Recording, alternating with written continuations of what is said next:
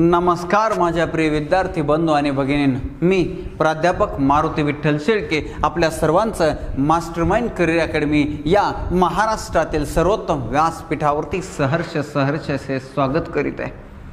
आपण शिकत आहोत इंग्लिश ग्रामर। इंग्लिश ग्रामरमध्ये पहिलाच घटक आपण पाहायला सुरुवात केली, क्लॉज, उपवाक्य।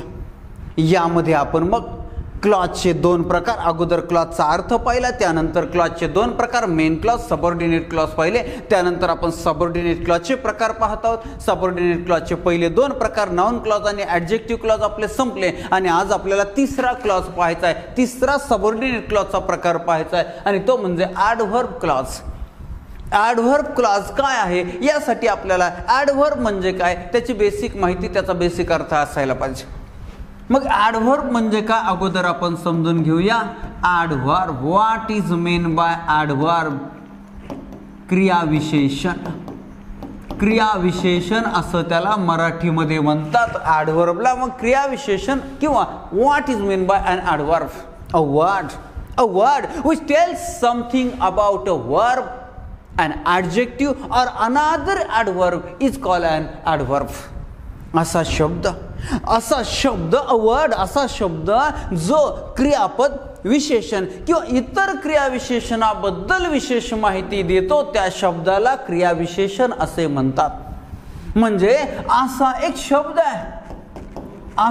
शब्द आहे जो क्रियापदाबद्दल माहिती देतोय, जो विशेषणाबद्दल माहिती देतोय। एवढंच नाही तर जो दुसऱ्या क्रियाविशेषणाबद्दल सुद्धा माहिती देतोय, असा शब्दाला ॲडव्हर्ब म्हणतात। एक्झाम्पल पाहिल्यानंतर चांगलं समजणार आहे, पाहूया। पहिलं example, Rama runs quickly. Rama runs quickly हे एक सेंटेन्स मिळेल आहे। In this sentence runs is a verb. Runs is a verb. Runs हे क्रियापद आहे। In this sentence, a word quickly tells us more information about this verb. या वाक्यामध्ये quickly हा शब्द रन्स या क्रियापदाबद्दल आपल्याला माहिती देतोय। काय माहिती देतोय? रामा रन्स क्विकली, रामा जोरात पळतो। वर्ब आहे रन्स, पळतो। कसा पळतो? हाऊ रन्स, जोरात पळतो। क्विकली म्हणजे क्रियापदाबद्दल इथं विशेष माहिती मिळाली आणि म्हणून याला म्हणायचं ॲडव्हर्ब, याला म्हणायचं क्रियाविशेषण। चला एक दुसरं वाक्य पाहूया आपण। This is a very sweet mango. This is a very sweet mango असं सेंटेन्स आहे। या सेंटेन्स मध्ये मँगो हे नाम आलं। It is a noun. Okay, noun. या नामाबद्दल आंबा कसा आहे? हा आंबा खूप गोड आहे, असं वाक्याचा अर्थ। हा आंबा खूप गोड आहे। या नामाबद्दल हा शब्द विशेष माहिती सांगतोय। आंबा कसा आहे? गोड आहे। आंबा कसा आहे? गोड आहे। म्हणजेच काय? नामाबद्दल विशेष माहिती सांगणारा हा जो शब्द आहे याला आपण म्हणतो ॲडजेक्टिव्ह, म्हणजे विशेषण। चला, स्वीट हे विशेषण आहे। हा आंबा खूप गोड आहे। हा आंबा खूप गोड आहे। आंबा गोड आहे विशेषण आहे, स्वीट विशेषण आहे। आणि किती गोड आहे? खूप गोड आहे, खूप गोड आहे। व्हेरी हे या ॲडजेक्टिव्ह, या विशेषणाबद्दल माहिती सांगतंय आणि म्हणून याला म्हणायचं ॲडव्हर्ब, क्रियाविशेषण। विशेषणाबद्दलही माहिती सांगणारा हा शब्द आहे। दुसरं वाक्य, यानंतर थर्ड सेंटेन्स, तिसरं वाक्य। काय वाक्य आहे पा? Geeta reads quite clearly. Geeta reads quite clearly. या वाक्यामध्ये वर्ब आपल्याला सापडले। वर्ब आहे रीड्स। गीता वाचते। गीता वाचते। कशी वाचते? क्लिअरली। कशी वाचते? क्लिअरली म्हणजे स्पष्टपणे वाचते। या क्रियापदाबद्दल हा शब्द आपल्याला विशेष माहिती सांगतोय, म्हणून हा झाला ॲडव्हर्ब, म्हणून हा झाला क्रियाविशेषण. क्रियाविशेषण पा मग पुढे हा शब्द काय काम करतोय? Geeta reads quite clearly. Geeta बऱ्यापैकी स्पष्टपणे वाचते. गीता अगदी स्पष्टपणे वाचते. स्पष्टपणे वाचते. किती स्पष्टपणे? बऱ्यापैकी. म्हणजे या क्रियाविशेषणाबद्दल हा शब्द विशेष माहिती देतोय आणि हा शब्द सुद्धा ॲडव्हर्ब आहे. म्हणजे एका क्रियाविशेषणाबद्दल दुसऱ्या क्रियाविशेषणानं माहिती दिलेली आहे. अशा रीतीनं क्रियाविशेषण क्रियापदाबद्दल, विशेषणाबद्दल आणि दुसऱ्या क्रियाविशेषणाबद्दल विशेष माहिती सांगायचं काम करत असतं. याला म्हणायचं क्रियाविशेषण ॲडव्हर्ब. झाला. क्रियाविशेषण म्हणजे काय, ॲडव्हर्ब म्हणजे काय आपण समजून घेतले. आपल्याला ॲडव्हर्ब शिकायचं नाही, आपल्याला शिकायचं ॲडव्हर्ब क्लॉज. पण त्याची एवढी बेसिक माहिती असली की संपलाय. ॲडव्हर्ब क्लॉज आपल्याला 100% समजणार. चला तर मग आपण पाहूया आता ॲडव्हर्ब क्लॉज. ॲडव्हर्ब क्लॉज म्हणजे काय? मराठीमध्ये त्याला काय म्हणायचं? मराठीमध्ये याला म्हणायचं क्रियाविशेषण गौण वाक्य. क्रियाविशेषण गौण वाक्य. खरं तर आपण त्याला क्रियाविशेषण गौण उपवाक्य असं म्हणायला पाहिजे, पण आपल्या भारतीयांना शॉर्टकटचा नाद आहे म्हणून आपण क्रियाविशेषण गौण वाक्य असं म्हणतो. मग काय याचा अर्थ आहे? हा एक सबऑर्डिनेट क्लॉज. हे गौण वाक्य आणि या गौण वाक्याचा, गौण उपवाक्याचा, सबऑर्डिनेट क्लॉजचा तिसरा शेवटचा प्रकार आहे. आणि याचा काय अर्थ आहे? A subordinate clause. A subordinate clause which works as an adverb is called an adverb clause. जे गौण उपवाक्य क्रियाविशेषणाचे काम करते त्या गौण उपवाक्याला क्रियाविशेषण गौण उपवाक्य म्हणतात किंवा क्रियाविशेषण गौण वाक्य म्हणतात. बरं, मग अशा प्रकारचा सबऑर्डिनेट क्लॉज असतो, तो नामाचं काम करतो तेव्हा त्याला नाउन क्लॉज म्हणतात. अशा प्रकारचा सबऑर्डिनेट क्लॉज असतो की तो विशेषणाचं, ॲडजेक्टिव्हचं काम करतो म्हणून त्याला ॲडजेक्टिव्ह क्लॉज म्हणतात. आणि तिसरा प्रकार आहे अशा प्रकारचा सबऑर्डिनेट क्लॉज आहे की तो ॲडव्हर्बचं, क्रियाविशेषणाचं काम करतो आणि म्हणून त्याला क्रियाविशेषण गौण वाक्य म्हणतात, क्रियाविशेषण गौण उपवाक्य म्हणतात, म्हणजेच ॲडव्हर्ब क्लॉज म्हणतात. ॲडव्हर्ब क्लॉज कसं? स्टेप बाय स्टेप समजून घेऊया आपण. स्टेप बाय स्टेप कसं? बर, हा ॲडव्हर्ब क्लॉज वापरत असताना वाक्यामध्ये काही कंजंक्शन, सबऑर्डिनेटर्स, गौणत्व सूचक उभयान्वयी अव्ययांचा वापर केला जातो. मग त्याच्यामध्ये when, where, whenever, wherever, as soon as, hardly when, त्याचबरोबर वाय, हा अशा प्रकारचे, बिकॉज खूप आहेत. आपण ते पाठ करायच्या भानगडीत पडत नाही. हे सगळे सबऑर्डिनेट्स वापरले जातात. समजून घ्यायचंय की हे ॲडव्हर्ब क्लॉज येतं कसं. ॲडव्हर्ब क्लॉज येतं कसं? पहिलं सेंटेन्स समजून घेऊया. Ajay met me yesterday. Ajay met me yesterday. Ajay मला भेटला. अजय मला भेटला. केव्हा भेटला? तर इथं उत्तर आहे एस्टरडे. काल मला भेटला. एस्टरडे, काल भेटला.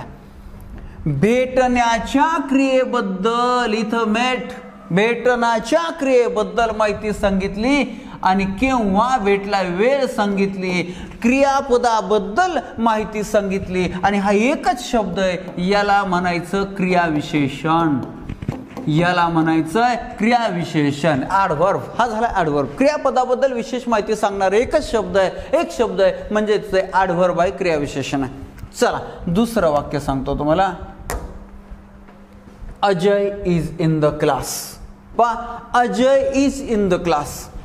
इथं क्रियापद आलं इज आणि त्याबद्दल माहिती सांगतं. कुठे अजय? अजय कुठे आहे? तर उत्तर आहे in the class. In the class. इथं एक शब्द आला नाही, इथं 3 शब्द आलेले आहेत आणि म्हणून याला म्हणायचं ॲडव्हर्ब फ्रेज. Adverb phrase. अगदी ॲडव्हर्बियल फ्रेज असंही कोणी म्हणेल. तर अशा रीतीनं इथं सुद्धा हा तीन शब्दांचा शब्दसमूह क्रियाविशेषणाचंच काम करतोय, म्हणून त्याला आपण ॲडव्हर्ब फ्रेज, क्रियाविशेषण फ्रेज जे आहे असं म्हणणार आहे. बी. आता तिसऱ्या प्रकारचं उदाहरण पाहूया आपण. तिसऱ्या प्रकारचं उदाहरण, हे तिसऱ्या प्रकारचं उदाहरण आपल्याला काय सांगणार आहे की जेव्हा एखादा सबऑर्डिनेट क्लॉज, जेव्हा एखादं गौण उपवाक्य क्रियाविशेषणाचं काम करतं तेव्हा ते क्रियाविशेषण गौण उपवाक्य म्हणजे ॲडव्हर्ब क्लॉज असतं. पाहूया. Grapes will not grow where there is too much rain. आता आपल्याला इथं कर्ता क्रियापद दिसतंय, याचा अर्थ इथं क्लॉज आलाय, फ्रेज नाही किंवा ॲडव्हर्ब एक शब्द नाही. मग पाहूया आपण मेन क्लॉज कोणता, सबऑर्डिनेट क्लॉज कोणता, मग हा प्रकार आहे का हे बघायचं आपल्याला.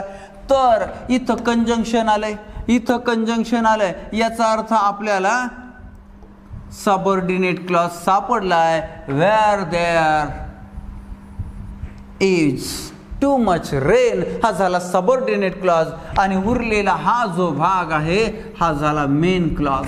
मेन क्लॉज सबऑर्डिनेट क्लॉज आपल्याला सापडला. मग हा सबऑर्डिनेट क्लॉज कशाचं काम करतोय, क्रियाविशेषणाचं काम करतोय का हे बघायचंय. क्रियाविशेषणाचं काम जर करत असेल तर आपल्याला समजा सापडला. मग याच्यामध्ये क्रियाविशेषण गौण वाक्य ओळखण्यासाठीचे काही आयडिया आहेत काय. जेव्हा आपण मुख्य वाक्याला किंवा मुख्य वाक्यातील क्रियापदाला म्हणजे मेन क्लॉज किंवा मेन क्लॉज मधील क्रियापदाला वेन, वेअर, हाऊ, वाय या प्रश्नाने प्रश्न विचारू, या शब्दांनी प्रश्न विचारू, आणि आपल्याला जर उत्तर सबऑर्डिनेट क्लॉज येत असेल तर तो सबऑर्डिनेट क्लॉज ॲडव्हर्ब क्लॉज असतो. आणि तो का ॲडव्हर्ब क्लॉज असतो, कारण मुख्य वाक्यातील क्रियापदाबद्दल तो काहीतरी माहिती सांगत असतो. पाहूया, चेक करूया. ग्रेप्स विल नॉट ग्रो, द्राक्षे वाढणार नाहीत, द्राक्षे वाढणार नाहीत. याला जर प्रश्न विचारला वेनने केव्हा वाढणार नाहीत, अरे केव्हाचं नाही उत्तर मिळत. Where there is too much rain, व्हेनचं उत्तर मिळत नाही. व्हेनचं मिळत नाही का, मग आपण वेअरने विचारूया, कोठेने विचारू द्या. कोठे द्राक्षे वाढणार नाही, जेथे खूप पाऊस आहे, जेथे खूप पाऊस आहे, म्हणजेच इथं क्रियापदाचं आपल्याला वेअरचं उत्तर मिळालंय. आणि अशा रीतीनं मग आपल्या लक्षात आलं व्हेन, वेअर, हाऊ, वाय ने जर प्रश्न विचारून उत्तर येणार गौण उपवाक्य असेल तर तो ॲडव्हर्ब क्लॉज असणारे क्रियाविशेषण गौण उपवाक्य असणारे. मग आपण अजून एक उदाहरण पाहूया. आपल्याला उदाहरणाच्या आधारे तर कन्सेप्ट क्लिअर करून घ्यायची असते. यानंतर पहा पुढचं वाक्य काय, I do it because I choose it. यामध्ये कंजंक्शन बिकॉज आलंय, म्हणजे सबऑर्डिनेट क्लॉज आपल्याला सापडला, बिकॉज आय चूज इट. मग हा नाउन क्लॉज आहे का, याच्यासाठी आपलं काय ठरलंय, आपलं ठरलंय व्हॉटने प्रश्न विचारायचं. प्रश्न विचारू तो म्हणतो आय डू इट, मी ते करतो, मी ते करतो असं वाक्य. मग आपण त्याला विचारू काय, मी ते करतो काय, कायचं उत्तर मिळतंय नाही, नाही मिळत. मग आपलं ठरलंय काय, ॲडजेक्टिव्ह क्लॉज कधी असतो, जेव्हा सबऑर्डिनेट क्लॉजच्या अगोदर नाउन असेल तर. इथं नाउन आहे का, नाउन बी नाही, संपला विषय. म्हणजे ॲडजेक्टिव्ह क्लॉज बी नाही, मग उरला एकच ॲडव्हर्ब. तरी बी आपण कसा ॲडव्हर्ब आहे, तर आपलं काय ठरलंय, मेन क्लॉजला वेन, वेअर, हाऊ आणि वायने प्रश्न विचारला. येणारं उत्तर जर सबऑर्डिनेट क्लॉज असेल तर हा ॲडव्हर्ब क्लॉज असतो. आपण याला व्हेनने प्रश्न विचारला, व्हेन. खरं तर बिकॉज आहे म्हणल्यानंतर वेन, वेअर प्रश्न विचारायचाच नाही, हाऊने प्रश्न विचारायचाच नाही, डायरेक्ट बिकॉज आहे म्हणल्यानंतर वायने प्रश्न विचारूया, म्हणजे आपला वेळ वाचल. विचारूया आय डू इट, मी ते करतो, का करतो, वाय का करतो. उत्तर आलं बिकॉज आय चूज इट, कारण मी ते निवडतो, कारण मी ते निवडतो. अशा रीतीने इथं या कृतीचं कारण दिलंय, म्हणजे क्रियापदाचं माहिती दिली, क्रियापदाची विशेष माहिती दिली. That's why it is an adverb clause, क्रियाविशेषण गौण उपवाक्य. चला, तुम्हाला क्रियाविशेषण गौण उपवाक्य 10% कळायला लागलं असं समजा, अजून 90% आपल्याला स्टेप बाय स्टेप समजून घ्यायचं. आणि 100% आपल्याला पोहोचायचं. चला मग याच्यासाठी आपल्याला स्टेप बाय स्टेप कसं जायचंय तर आपल्याला पुढे पाहायचंय kinds of adverb clause. Kinds of adverb clause म्हणजे क्रियाविशेषण गौण उपवाक्याचे प्रकार आपल्याला पाहिजे. मग हे क्रियाविशेषण गौण वाक्याचे प्रकार कुठले तर हे 9 प्रकार आहेत. There are 9 kinds of adverb clause. There are 9 types of adverb clause. Which are they? First one is adverb clause of time. काळदर्शक क्रियाविशेषण गौण वाक्य, वेळदर्शक क्रियाविशेषण गौण वाक्य. ॲडव्हर्ब क्लॉज ऑफ प्लेस, स्थळदर्शक ठिकाणदर्शक क्रियाविशेषण गौण वाक्य. ॲडव्हर्ब क्लॉज ऑफ मॅनर, रीतिवाचक क्रियाविशेषण गौण वाक्य. रीतिवाचक क्रियाविशेषण गौण वाक्य. ॲडव्हर्ब क्लॉज ऑफ कंपॅरिझन, तुलनादर्शक क्रियाविशेषण गौण वाक्य. तुलनादर्शक. ॲडव्हर्ब क्लॉज ऑफ कॉज और रिझन, कारणदर्शक क्रियाविशेषण गौण वाक्य. कारणदर्शक.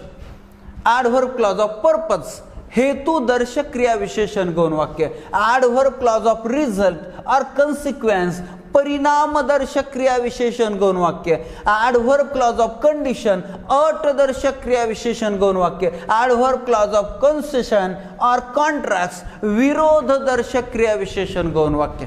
विरोधाभास दर्शक क्रियाविशेषण गौण वाक्य. असे 9 प्रकार जर आपण हळूहळू स्टेप बाय स्टेप शिकलो म्हणजे आपला ॲडव्हर्ब क्लॉज परफेक्ट झाला. कसा? चला एक आपण समजून घेऊया. First one is adverb clause of time. Adverb clause of time जे क्रियाविशेषण गौण वाक्य काळाचा बोध करून देते त्या क्रियाविशेषण गौण वाक्याला काळदर्शक क्रियाविशेषण गौण वाक्य म्हणतात. किंवा मुख्य वाक्यात दिलेले क्रियेची वेळ सूचित करणाऱ्या ॲडजेक्टिव्ह क्लॉजला आपण ॲडजेक्टिव्ह क्लॉज ऑफ टाइम असं म्हणतो. काळदर्शक क्रियाविशेषण गौण वाक्य म्हणतो किंवा वेळदर्शक क्रियाविशेषण गौण उपवाक्य म्हणतो. काय सांगितलंय तर मेन क्लॉज मध्ये जी कृती दिलेली, मेन क्लॉज मध्ये जी ऍक्शन दिलेली आहे ती ऍक्शन केव्हा घडली, केव्हा घडते किंवा केव्हा घडणार आहे तिची वेळ सांगायचं काम या प्रकारचा ॲडव्हर्ब क्लॉज करत असतो. क्रियाविशेषण गौण वाक्य करत असतं. अर्थ कळला? अर्थ काय? मेन क्लॉज मधली ऍक्शन आणि तिची वेळ दाखवायची काम करणारं गौण उपवाक्य म्हणजे हे या प्रकारचं असणार आहे. चला मग या प्रकारच्या गौण उपवाक्यामध्ये जे सबऑर्डिनेटर्स आहेत उभयान्वय कोणते वापरले जाणार आहे? काळदर्शिकच असणार आहे. Wien, whenever, as soon as, hardly when अशा प्रकारे. पण आपण ते सबऑर्डिनेटर्स पाठ करायच्या भानगडीत अजिबात पडत नाही. आपण फक्त कन्सेप्ट क्लिअर करून घेतो. बघूया काय हे सबऑर्डिनेटर्स. चला याचं काय आपल्याला घेणं देणं नाही. आपण पुढं कन्सेप्ट क्लिअर करून घेऊन समजून घेणार आहोत. पा फर्स्ट सेंटेन्स इज काय वाक्य आहे? पा पहिलं वाक्य the old died before I call the doctor. Sentence काय आहे? The old died before I call the doctor. आपण अगोदर सबऑर्डिनेट क्लॉज चेक करूया.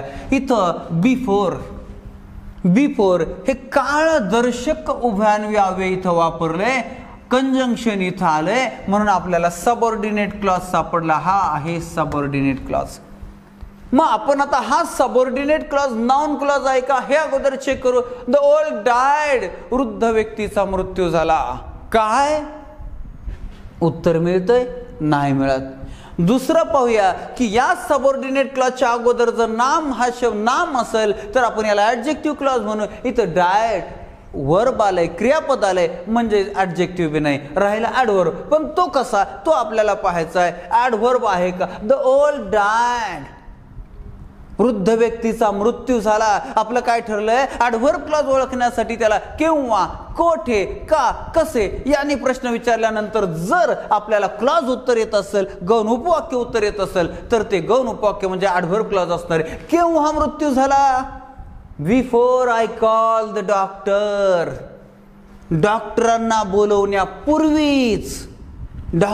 बोलवण्यापूर्वीच म्हणजे आपल्याला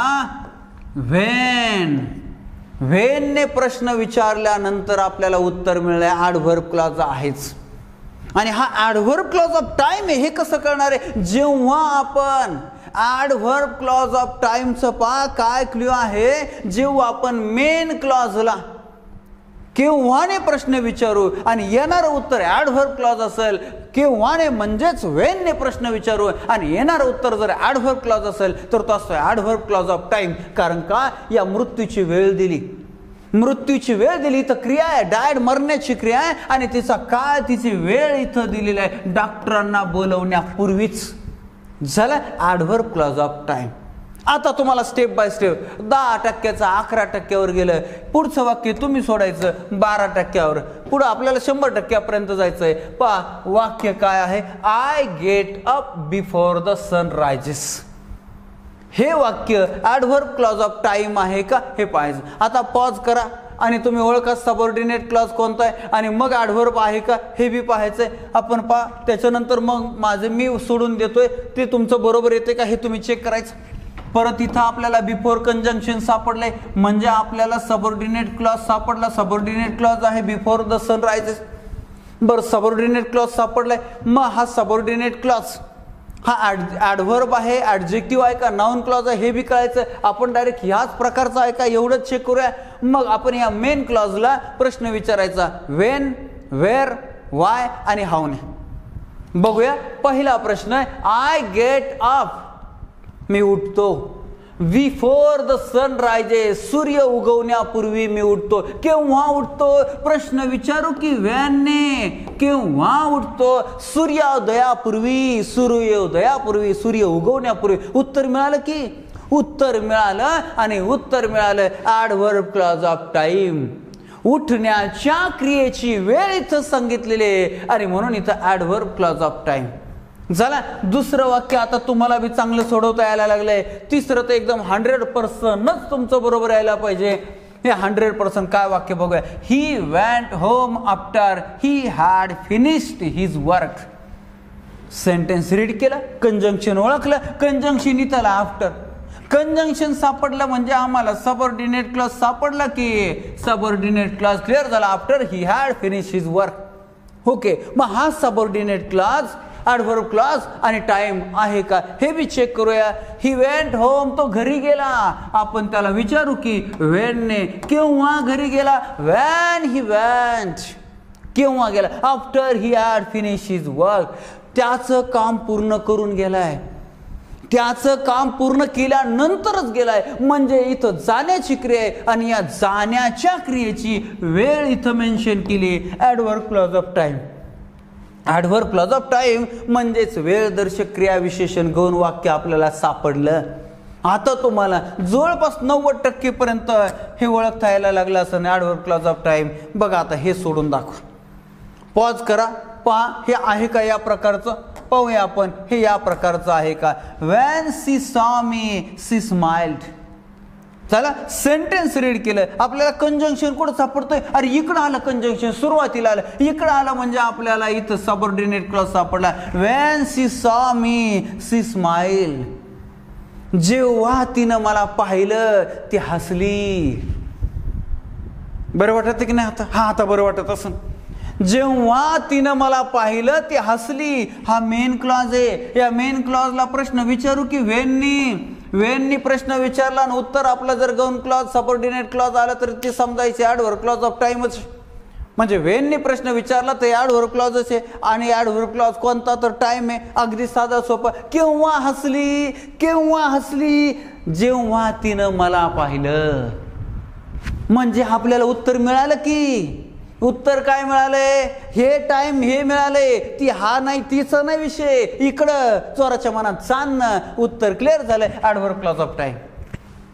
ऐक नाही सोपं. आता एकदम सोपं वाटायला लागलं. शेवटचं तर तुम्ही वाचता क्षणी अंडरलाईन करायची गरज नाही तरी बी ओळखणार आहेत. काय वाक्य आहे? You can stay as long as you wish. As long as इथं आपल्याला कंजंक्शन सापडलंय आणि हे आपल्याला subordinate clause as long as you wish. मग मेन क्लॉज आहे यू कॅन स्टे. त्याला विचारू प्रश्न व्हेन. राहण्याची क्रिया दिली तर राहण्याची. यू कॅन स्टे, तू राहू शकतो. राहण्याची क्रिया दिली आणि इथं काळ दिलेला आहे, as long as you wish, तुझी इच्छा असेल तोपर्यंत, तेवढा वेळ तुझी इच्छा असेल तेवढा वेळ तू राहू शकतो. म्हणजेच या स्टेच इथं वेळच दिलेले, राहण्याची वेळ दिली, क्रियापदाची वेळ दिली आणि म्हणून ॲडव्हर्ब क्लॉज ऑफ टाइम.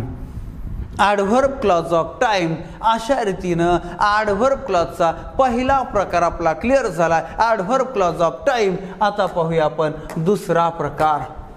दुसरा प्रकार आहे adverb clause of place. Adverb clause of place म्हणजे काय, तर जे गौण वाक्य मुख्य वाक्यातील क्रियेचे स्थळ दर्शवते, क्रिया कोठे घडली हे दर्शवते, त्या गौण वाक्याला, त्या क्रियाविशेषण गौण उपवाक्याला आपण स्थळदर्शक क्रियाविशेषण गौण उपवाक्य म्हणतो. पहा काय आहे, मेन क्लॉजला किंवा मेन क्लॉज मधील वर्बला, क्रियापदाला आपण व्हेरने प्रश्न विचारला, कोठेने प्रश्न विचारला आणि जर आपल्याला येणारं उत्तर हे ॲडव्हर्ब क्लॉज येत असेल तर ते ॲडव्हर्ब क्लॉज कोणतं असतं, तर ते असते ॲडव्हर्ब क्लॉज ऑफ प्लेस. स्थळदर्शक क्रियाविशेषण गौण उपवाक्य. स्थळ म्हणल्यानंतर तुम्हाला लक्षात आलं असेल, स्थळ तुमचे पाहण्याचं सध्या काम जोरात चालू असणार आहे, तर हे स्थळदर्शक क्रियाविशेषण गौण उपवाक्य आहे. मग याच्या कंजंक्शन सबऑर्डिनेटर्स कोणते आहेत हे आपण काय टेन्शन घेत नाही, व्हेअर, व्हेअर एव्हर काय बी येऊ द्या, पण ते शक्यतो स्थळदर्शक येतात म्हणजे आपल्याला तो एक क्ल्यू देऊन जातात, सोपं करून जातात.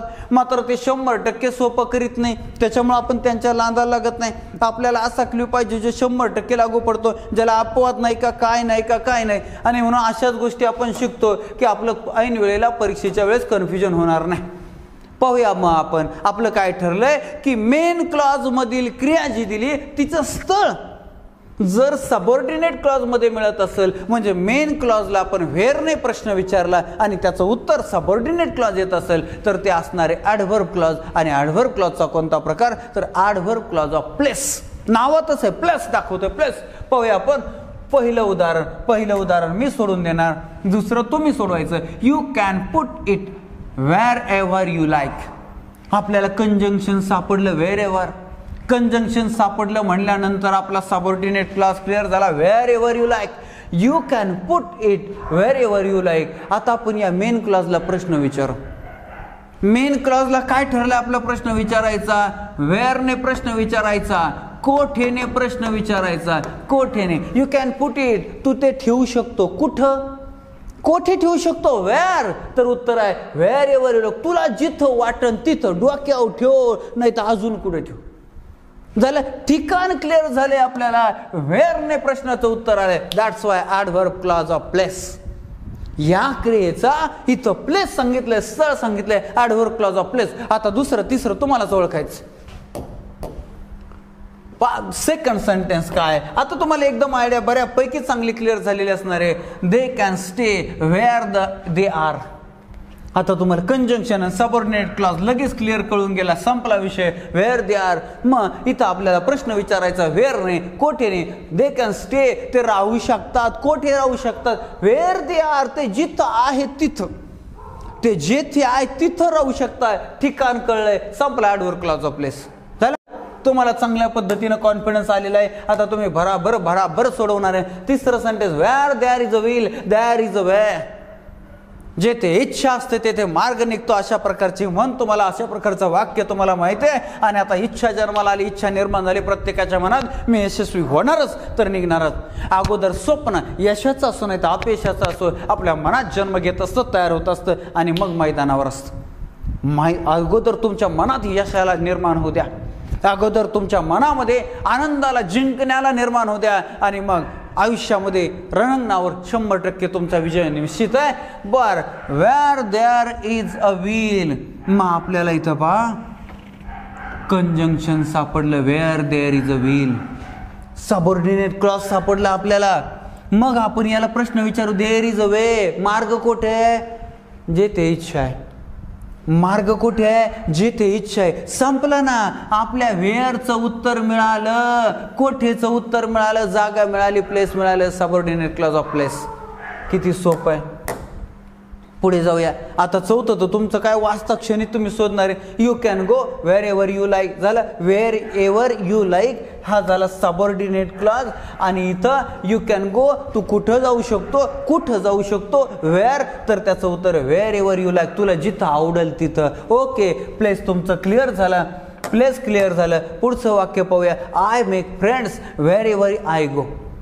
मी जेथे जातो तेथे मित्र बनवतो. जेथे जातो तेथे मित्र बनवतो. I make friends wherever I go. तर वेअर एव्हर आय गो हा सबऑर्डिनेट क्लॉज झाला. इथं कंजंक्शन आलंय. आय मेक फ्रेंड्स कुठे मित्र बनवतो, जिथं जातो तिथं.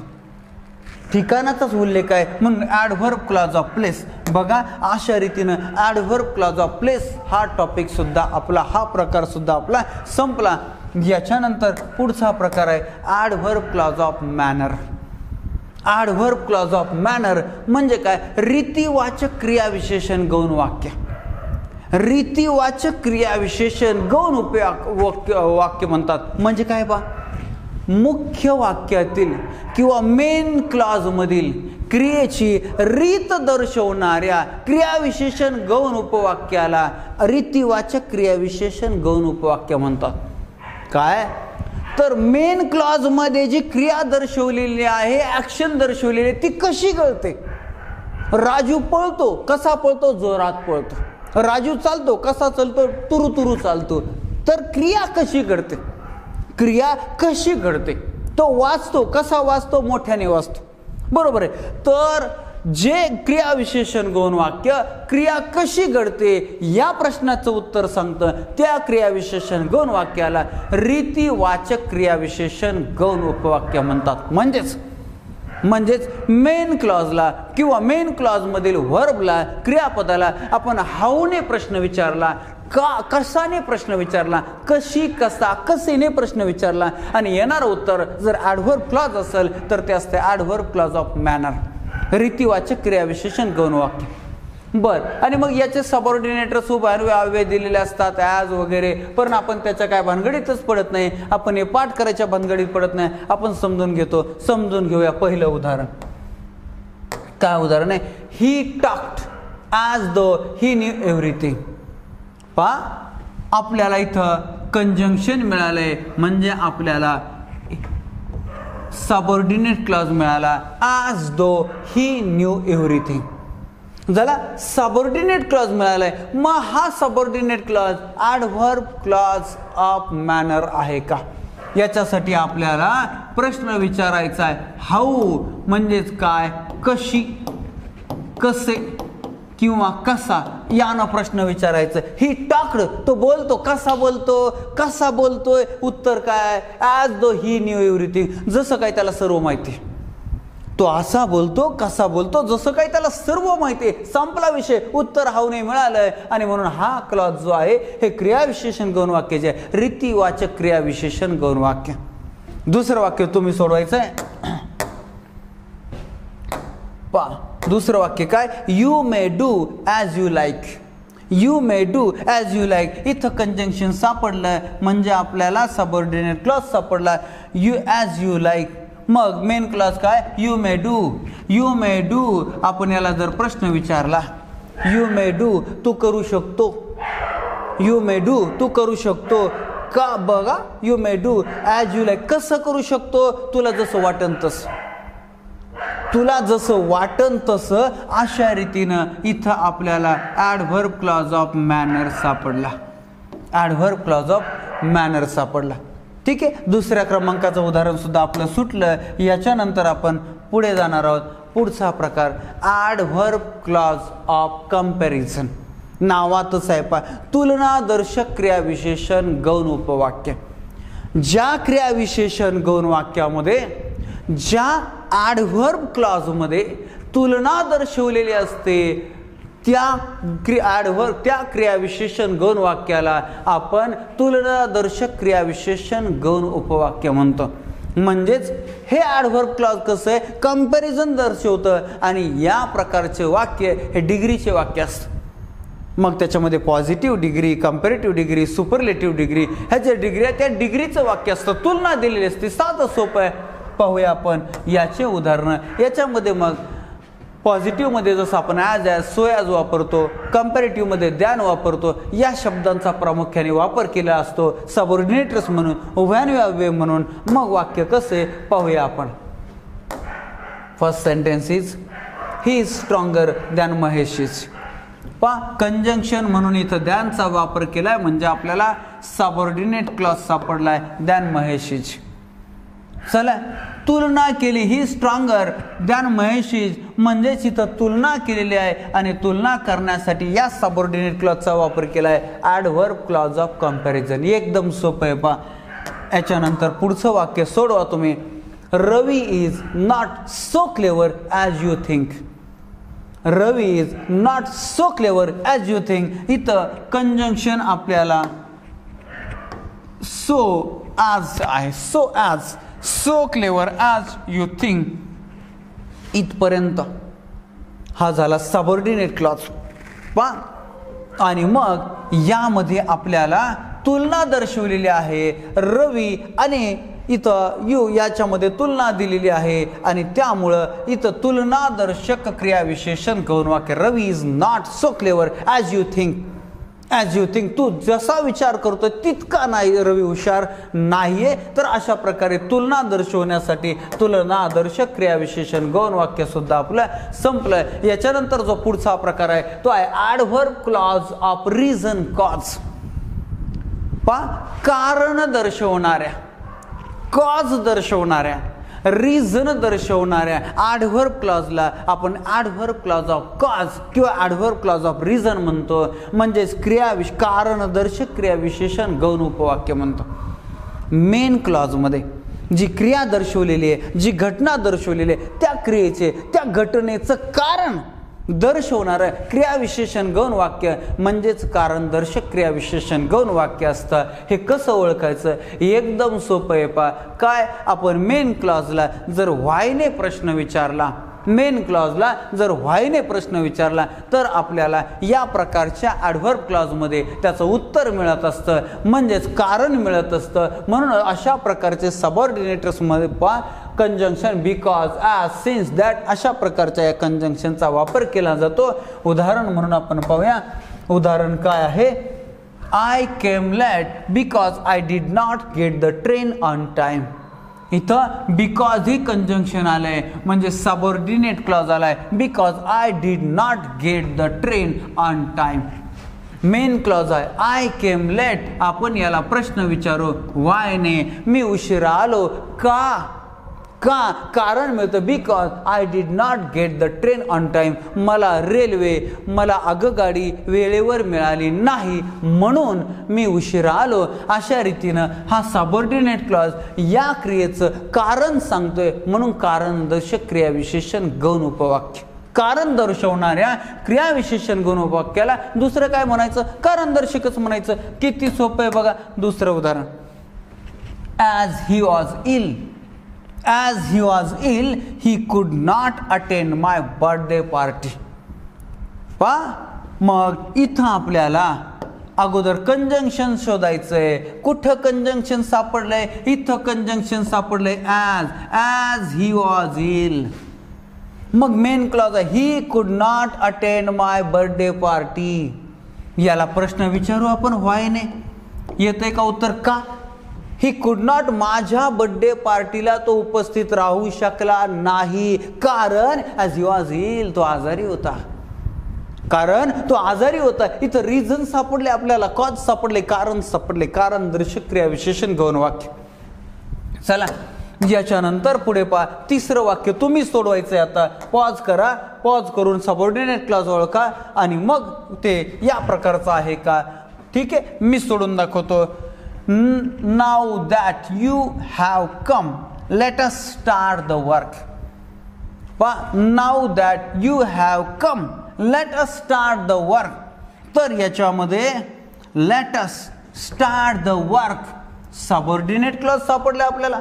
let us start the work, कामाला सुरुवात करूया. आपण प्रश्न विचारू का? आता तू आलायस, तू आलाय बरोबर. तर इथं रिझन आपल्याला दिले, कारण आपल्याला दिलेलं आहे. तर अशा रीतीनं कारण दर्शवलेलं असतं या प्रकारच्या ॲडव्हर्ब क्लॉजमध्ये, त्याला आपण ॲडव्हर्ब क्लॉज ऑफ रिझन म्हणतो. चला, 5वा प्रकार सुद्धा आपला संपला. याच्यानंतर 6वा प्रकार जो आहे adverb clause of purpose. Purpose म्हणजे काय? हेतू. हेतू हेतुदर्शक क्रियाविशेषण गौण उपवाक्य. ज्या क्रियाविशेषण गौण उपवाक्यामध्ये हेतू दर्शवलेला असतो त्या क्रियाविशेषण गौण उपवाक्याला हेतुदर्शक क्रियाविशेषण गौण उपवाक्य म्हणतात. म्हणजेच काय? मेन क्लॉजमध्ये जी क्रिया दर्शवलेली आहे, जी घटना दर्शवलेली आहे, त्या क्रियेचा, त्या घटनेचा हेतू ॲडव्हर्ब क्लॉजमध्ये दिलेला असतो आणि तो ॲडव्हर्ब क्लॉज हा ॲडव्हर्ब क्लॉज ऑफ पर्पज असा असतो. म्हणजे कसं? याचे कंजंक्शन दिलेलं होय, सबऑर्डिनेटर्स दिलेले आहे. पण आपण उदाहरणं पाहणार आहोत. पहिलं उदाहरण आपल्याला पाहिलं आहे, we eat so that we may live. So that conjunction इथं आहे, म्हणजे हा झाला सबऑर्डिनेट क्लॉज. वी इट आपण खातो हा झाला मेन क्लॉज. आणि मग मेन क्लॉजचा हेतू दिलाय वी इट हेतू दिलाय जगण्यासाठी. आपण जगावं म्हणून खातो, तर हेतू दिलेला आहे इथं. हेतू लक्षात राहू द्या. ॲडव्हर्ब क्लॉज ऑफ रिझन आणि ॲडव्हर्ब क्लॉज ऑफ पर्पज मध्ये कन्फ्युजन होण्याची शक्यता असते. म्हणून थोडंसं 1-2 उदाहरणं क्लिअर कट लक्ष द्या. Adverb clause of reason, purpose आणि रिझल्ट या 3 मध्ये कन्फ्युजन होण्याची शक्यता असते. बाकी एकदम वेगळे आहेत. पा इथं दुसरं वाक्य आपल्याला आलंय. दुसरं वाक्य काय सांगतंय? I will give you a map so that you can find the वे. आपल्याला कंजंक्शन सापडले सो दॅट आणि म्हणून सबऑर्डिनेट क्लॉज हा आहे so that you can find the way. Main clause आहे I will give you a map. मी तुला नकाशा देईल, मॅप देईल. आणि मग त्याचा हेतू दिलाय, कारण नाही, हेतू दिलाय काय? तर तुला रस्ता सापडता येईल, शोधता येईल. तुला रस्ता सापडेल, शोधता येईल. अशा रीतीने हेतू देण्याचं काम पर्पज दिलेलं आहे, कारण नाही, रिझल्ट नाही. फरक याच्यानंतर तिसरं note it down last you should forget it. इथं लास्ट हे कंजंक्शन आलंय. लास्ट कंजंक्शन आलेलं आहे, म्हणजे हे वाक्य subordinate clause. Note it down, नोंद करून घे. हेतू दिलाय. का नोंद करायची? नाहीतर तो विसरून गेला नाही पाहिजे. तर अशा रीतीनं इथं हेतू दिलेला आहे, विसरून गेला नाही पाहिजे. हेतू दिलेला आहे. कशाचा हेतू दिलाय? तर या नोंदणीचा, नोट इट डाऊन हेतू दिलाय त्याचा. चला, अशा रीतीनं हे तिसरं उदाहरण सुद्धा आपण सोडलं. तुम्हाला आता चांगल्या पद्धतीने हा सुद्धा प्रकार समजायला लागलेला असणार. He works hard that he may pass. He works hard that इथं कंजंक्शन आपल्याला सापडलं. दॅट ही मे पास हा झाला subordinate clause. He works hard, तो खूप कष्ट करतोय, खूप अभ्यास करतोय. अभ्यास करण्याचा हेतू आहे का? तर तो पास व्हावा. ही मे पास अशा रीतीने हेतू पर्पज इथं दिलाय. That's why adverb clause of purpose हेतू दर्शक क्रिया विशेषण गौण वाक्य. चला, ॲडव्हर्ब क्लॉज ऑफ पर्पज सुद्धा आपला संपला. 6वा प्रकार संपला. याच्यानंतर आपल्याला 7व्या क्रमांकाचा प्रकार पाहायचा आहे. 7वा क्रमांक आहे ॲडव्हर्ब क्लॉज ऑफ रिझल्ट.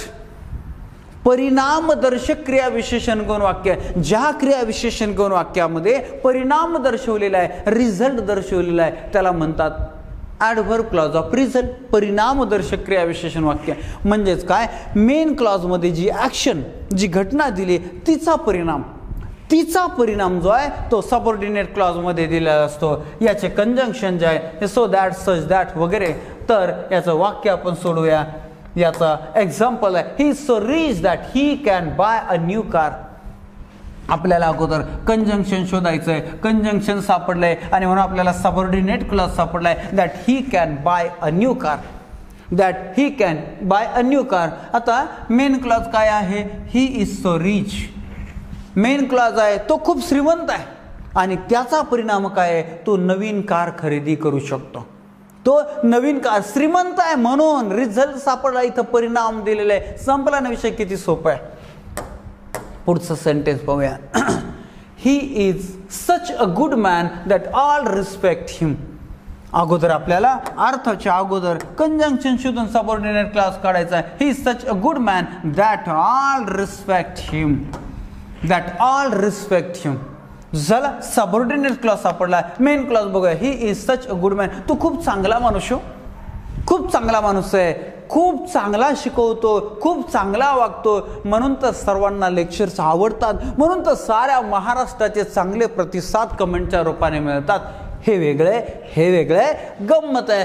पा ही सच अ गुड मॅन. तो खूप चांगला माणूस आहे. म्हणून काय होते त्याचा काय परिणाम आहे. दॅट ऑल रिस्पेक्ट हिम. सर्वजण त्याचा आदर करतात.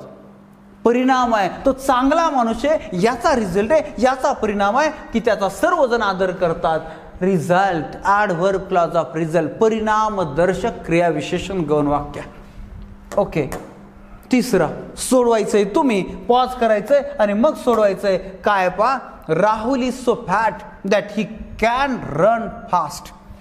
Rahul is so fat that he can. इथं दॅट ही कॅन नॉट पाहिजे. ढोला आहे मग ढोला आहे ना.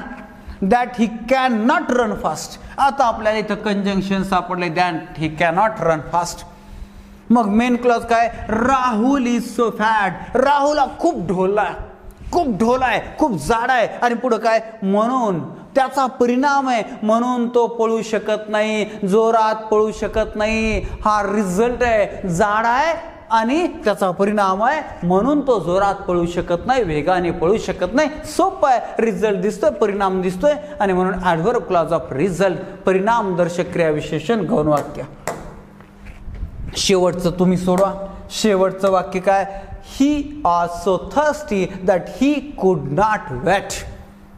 यामध्ये पॉज करून तुम्ही सोडवल्यानंतर मग मी सांगतोय की इथं आपल्याला सापडलंय that he could not weight. हे झालं आपलं सबऑर्डिनेट क्लॉज. यामध्ये ही was so thirsty. Main clause त्याला खूप तहान लागली होती. त्याचा काय परिणाम झाला. त्याचा परिणाम झाला की तो वाट पाहू शकला नाही. That he could not weight. तो वाट पाहू शकला ना. खूप तहान लागली होती. पिऊन घेतलं पाणी. पिऊन घेतलं. तर अशा रीतीनं रिझल्ट आहे. चला 7वा प्रकार संपला. 8व्या क्रमांकाचा प्रकार आहे. 8व्या क्रमांकाचा काय प्रकार आहे. Adverb clause of condition. अट दर्शवलेली. तुला नोकरी लागली तर लग्न करीन. तुला नोकरी लागली तर ही झाली अट. लग्न करीन. मुख्य मेन क्लॉज. अशा रीतीनं ज्या ॲडव्हर्ब क्लॉज मध्ये अट दिलेली असते, शर्त दिलेली असते, त्या ॲडव्हर्ब क्लॉजला आपण ॲडव्हर्ब क्लॉज ऑफ कंडिशन. अटदर्शक क्रियाविशेषण गौण वाक्य म्हणतो. मग इथं इफ वगैरे अशा प्रकारच्या सबऑर्डिनेटरचा उभयान्वय अव्ययाचा वापर केला जातो. आता आपण सेंटेन्स सोडवूया. एकदम सोपं आहे बघा. काहीच अवघड नाही. If you work hard you will be successful. If you work hard. आपल्याला कंजंक्शन सापडले. पहिल्यांदा सबऑर्डिनेट क्लॉज ओळखायची सवय आपल्याला पाहिजे. आणि मग main clause you will be successful. तू यशस्वी होशील जर तू खूप कष्ट केले तर. अट दिली. जर तू खूप कष्ट केले तर अट दिली. आणि म्हणून अटदर्शक adverb clause of condition. Next. Unless there is water all living things will die. All living things will die. आपल्याला सबऑर्डिनेट इथं कंजंक्शन सापडलंय आणि म्हणून सबऑर्डिनेट क्लॉज सापडला. Unless there is water all living things will die. सर्व सजीव सृष्टी मृत्यू पावेल. नामशेष होईल. जर पाणी नसेल तर. अट दिली. जर पाणी नसेल तर. अट दिली. सर्व सृष्टी नष्ट पावेल. मृत्यू होईल. अशा रीतीने अट दिली. म्हणून अटदर्शक क्रियाविशेषण गौण वाक्य. If it rains the farmers will be happy. आपल्याला इथं अट दर्शक कंजंक्शन आला. इफ म्हणजे सबऑर्डिनेट क्लॉज आला. If it rains. If it rains. आणि मग आपण हा मेन क्लॉज आहे. मेन क्लॉज काय. The farmers will be happy. शेतकऱ्यांना आनंद होईल. शेतकऱ्यांना आनंद होईल. अट काय दिली आनंदाची. जर पाऊस झाला तर. जर पाऊस पडला तर. अट दिली. That's Y adverb clause of condition. Condition दिली. बाबड्या पगार माझ्याकडून आज जर आणून देत असशील तर तुझ्याबरोबर लग्न करीन, तुला नोकरी लागली तर लग्न करीन. अशा रीतीने अट दर्शक क्रियाविशेषण गौण वाक्य जे आहे ते सुद्धा संपलंय. शेवटचं वाक्य तुम्ही सोडवायचंय. In case you miss the bus call me. In case you miss the bus call me. सांगा बरं या वाक्यामध्ये मेन क्लॉज आणि सबऑर्डिनेट क्लॉज. तर subordinate clause in case you miss the bus आणि मेन क्लॉज झाला call me. Call me call कर. किंवा अट दिलेली. आता अट, जर तू बस हुकलास, जर तुझी बस मिस झाली तर अट दिली. अशा रीतीनं अटदर्शक क्रियाविशेषण गौण उपवाक्य. शेवटचा 9वा प्रकार आहे adverb clause of contrast. Adverb clause of contrast म्हणजे काय, तर विरोधदर्शक क्रियाविशेषण गौण वाक्य. यामध्ये विरोध दर्शवणाऱ्या क्रियाविशेषण गौण वाक्याला विरोधदर्शक क्रियाविशेषण गौण वाक्य म्हणतात. असं नाही कळायचं, तुम्हाला अजून सांगतो. मेन क्लॉजमध्ये जी काय घटना, जी काय परिस्थिती दिली त्याच्या ऑपोजिट परिस्थिती, ऑपोजिट घटना, ऑपोजिट गोष्ट सबऑर्डिनेट क्लॉजमध्ये असते, या ॲडव्हर्ब क्लॉजमध्ये असते. याला म्हणतात ॲडव्हर्ब क्लॉज ऑफ कंडिशन. म्हणजे काय, एखाद्याने मला मदत केली तर मी त्याला मदत करणार आहे, हे नॉर्मल गोष्ट झाली. पण एखाद्याने मला फसवलं तरी बी मी त्याला मदत केली तर ही झाली विरोधाभास. एखादा श्रीमंत आहे तो भरपूर खरेदी करतोय, नॉर्मल गोष्ट आहे. पण एखादा श्रीमंत आहे आणि फार कंजूस आहे, विरोधाभास. एखादा गरीब आहे आणि खूप खरेदी करतोय, विरोधाभास आहे. अशा प्रकारचे विरोध. तू मला किती शिव्या दे, मी तुझ्यावर प्रेम करीन, विरोधाभाषिक नाही. अशा प्रकारचे वाक्य असतात बघा. मग अशा प्रकारचे वाक्य आपण समजून घेऊया सेंटेन्सच्या माध्यमातून, एक्झाम्पलच्या माध्यमातून. दो ही इज रिच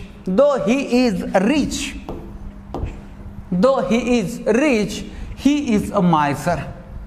जरी तो श्रीमंत, इथं कंजंक्शन सापडलं आपल्याला. Though he is rich he is मायझर. जरी तो श्रीमंत असला तरी तो कंजूस आहे. ही इज अ मायझर हा झाला main clause.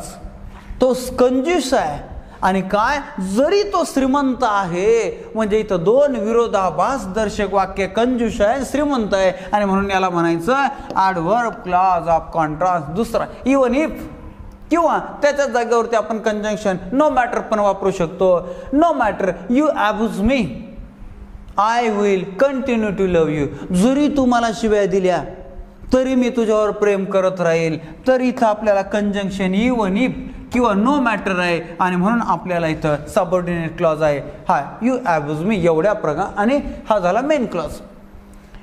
I will continue to love you, मी तुझ्यावर प्रेम करत राहील, अशा प्रकारचं मेन क्लॉज आहे. आणि त्याचा विरोधी वाक्य आहे की जरी तू मला शिव्या दिल्या तरी, तर अशा रीतीचं वाक्य आहे. पुढे अशा रीतीनं आपला ॲडव्हर्ब क्लॉज आणि काइंड्स ऑफ ॲडव्हर्ब क्लॉज म्हणजेच क्रियाविशेषण गौण उपवाक्य आणि क्रियाविशेषण गौण उपवाक्याचे 9 प्रकार आपले संपले.